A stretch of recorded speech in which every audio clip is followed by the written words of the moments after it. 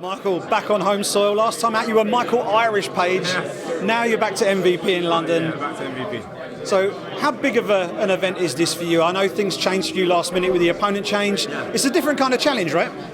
Yeah, it is a different kind of challenge because you need to, it's under, short notice, having to adapt certain things because you're working towards something specific. You're now having to change and fix into a different style. And everyone always thinks the short notice fight always benefits more the person that's been preparing, not necessarily. But at the same time, there are difficulties for both sides. And for him, he's always going to come in as an underdog. But at the same time, he has nothing to lose, so he can come in there all guns blazing. And he knows that if he gets what he wants to happen in that day, it's a big rocky moment for him. So you got to be careful with those kind of guys. When people buy a ticket for an MVP fight, there's a level of expectation already there. Now you're in there with a guy who, with all respect to him, most of the fans who bought tickets probably haven't seen fight before. Does that add extra pressure to you to deliver something spectacular on fight night? Not at all. Like my whole style is entertainment. Before I've even got to the cage, before the bell's even rung, people are already entertained by me. You've already made your money. Yeah. So for me, my whole package is entertainment. I don't have to turn it on. That's just me. My job is just to get the job done in the cage, get the win, and then again, everyone's just that much more happy on the night. Have you adapted anything? Have you had to do any extra homework on this guy, or is it just a case of going in and being MVP on fight night? Mostly going in and being MVP, but the coaches, have adjusted a couple of things. I leave it to them. Like I said, I call them the scientists. I leave it to them. They're like, yeah, it's slightly different now. We might have to go a bit more to this side. We might have to throw this more, a little bit more, do that. But in general, it's still just you being you. But yeah, there's a couple of adjustments because it's a new opponent. You're kind of the standard bearer for London shoot fighters this weekend. You're the guy on the poster at the top of the card.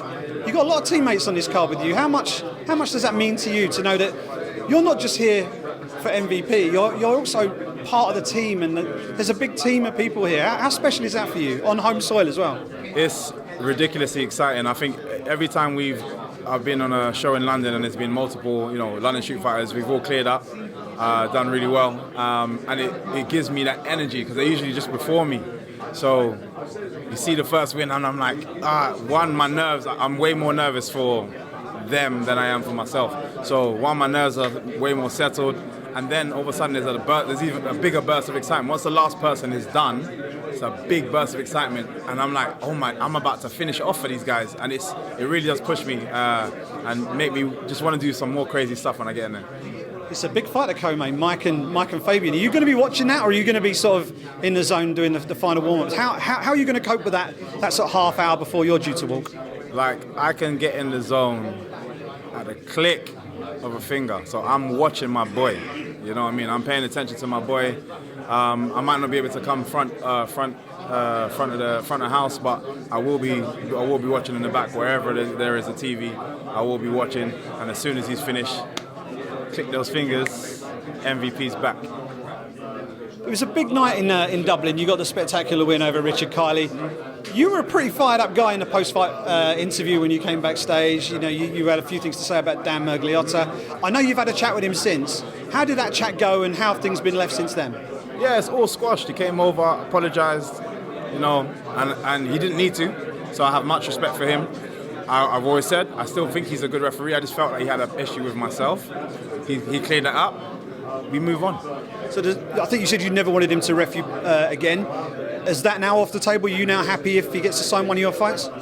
You know what? There's so many other referees there. Anyway, there's no need. I think there's now going to be, everyone's going to be watching extra close, and it might be extra pressure on him. And I don't want him to be pressured to doing anything, either for me or against me. I just want him to come in there and be the amazing referee that he is. So it's better that we just leave it as it is. There's loads of other amazing referees, and I just get on with my career. The Richard Kiley fight, a lot of people who like to comment and criticise and all the rest of it, they were critical of the disparity in record when you fought him. Obviously for Ireland it was a big fight. Now you're facing a short notice opponent who you obviously had very little control over the injury that happened to Derek. Obviously I think people want to see you in there with a top 5 guy or a top 8 guy maybe. What's your take on that, and what's your next move after this? Right now, I'm making money and enjoying myself. I'm not even complaining. I'm having a lot of fun. I'm fighting where I want to fight. You know, Dublin was an amazing place to fight. It came up because the guy had a big mouth.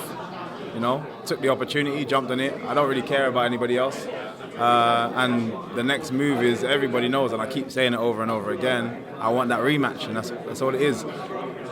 Even if he had lost that tournament and he didn't have the belt, if I was given an opportunity to pick Rory for the belt and Douglas Lima, I would have gone the route of Douglas Lima, because I want my rematch. I want to rectify what happened, and then, yeah, of course, you know, everything else is everything else. Final one. Have a look down the lens of the camera. Tell everybody what they could expect from you on fight night. Come on, it's the one and only MVP. You already know what time it is. Woo!